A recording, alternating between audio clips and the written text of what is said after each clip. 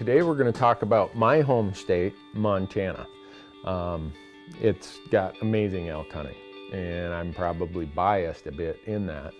And when I talk about amazing elk hunting, I'm talking about quality and opportunity, where that intersection is. I think you'd struggle to find a state that offers more opportunity, but yet has the same quality that Montana has. For the non-resident hunter, unfortunately, Montana is probably one of the most complicated states out there. I don't know why we have to make it this complicated, but we do, and I apologize for that, even though I don't have any input on it. But the best starting spot is probably the Montana Fish, Wildlife, and Parks website. They have all their regulations, their proclamations, everything is out there. The thing you need to know is the deadline in Montana is March 15th. Now, some of you are going to say, well, I was able to buy a Montana elk tag in August. And so here's how it works. Montana has 17,000 non-resident elk tags that they're going to give away every year.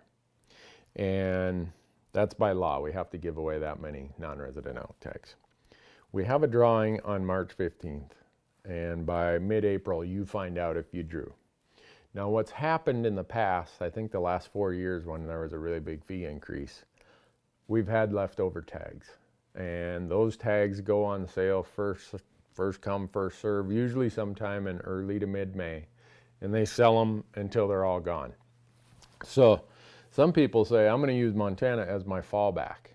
And that's a good plan. I mean, if you didn't draw somewhere else, Montana could be a fallback. The thing you'll want to be careful of is every year the demand is starting to get a little higher and a little higher, and we're having fewer and fewer leftovers. So if you use Montana as your fallback, there's a chance that some year those tags will all be gone in the regular draw.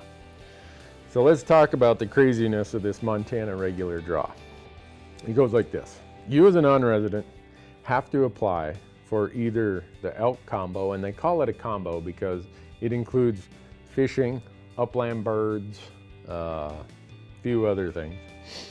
So that you can apply for the elk combo, which I think is $840 some, or you can apply for the elk deer combo, which is the same as the elk combo, but you get a deer tag with it, and that's somewhere in the $900 range.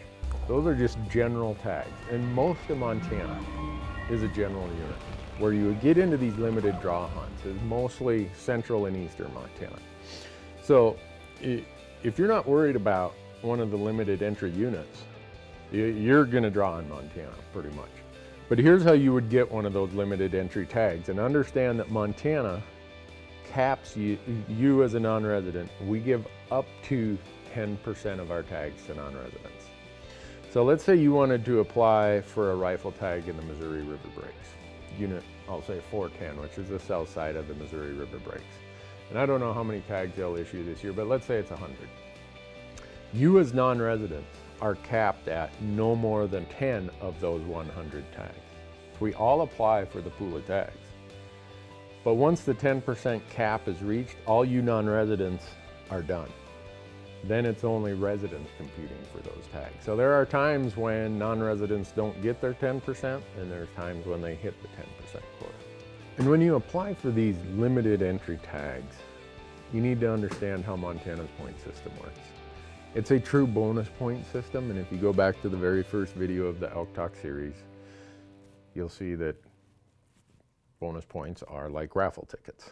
So to complicate it, in Montana, we square our bonus points. That's a new change just in the last couple of years. So if you have 10 bonus points and I have 2, you square your 10, that's 100, plus your current year bonus, or current year application, you get 101. Let's just say I have 5. I square 5, I get 25 plus 1 is 26. So you've got a way better chance than I do. Just how Montana does it. It's heavily weighted towards those with the most points. Is it a bonus point system? Yes, a bonus point system with a whole lot of benefit to those high point holders. So here's what you have to do if you want to apply for one of those tags. By March 15th, you go online, you do your application, and you apply for at least the elk combo tag, because you have to have that tag before you're allowed into the limited entry draws. So you go online, you pay your 800 and whatever dollars, and then you can select, I want to participate in one of these limited entry draws. If you don't draw, you will still have your general tag, your 800 and some dollar elk combo tag. The great part about Montana is our season length. You get with that same tag, that general tag, you get 6 weeks of archery followed by 5 weeks of rifle. There's a 1 week break in between those two seasons. That's 11 weeks of hunting. There's really no other state that will give you 11 weeks of elk hunting on one tag.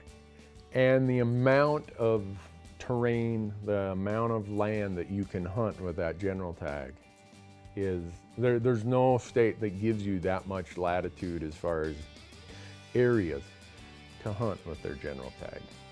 We've got 30 million acres of public land, another, I think 7 or 8 million acres in our block management program, where the state goes and pays private landowners for the impacts of allowing public access for hunting. There's just a lot of opportunity here in Montana. Probably the best overview, if you're looking to get into deeper detail than what I've given right here, is the research service that I've been talking about in this series, Go Hunt, has their insider, and it has state by state. In this case, I'm looking at Montana.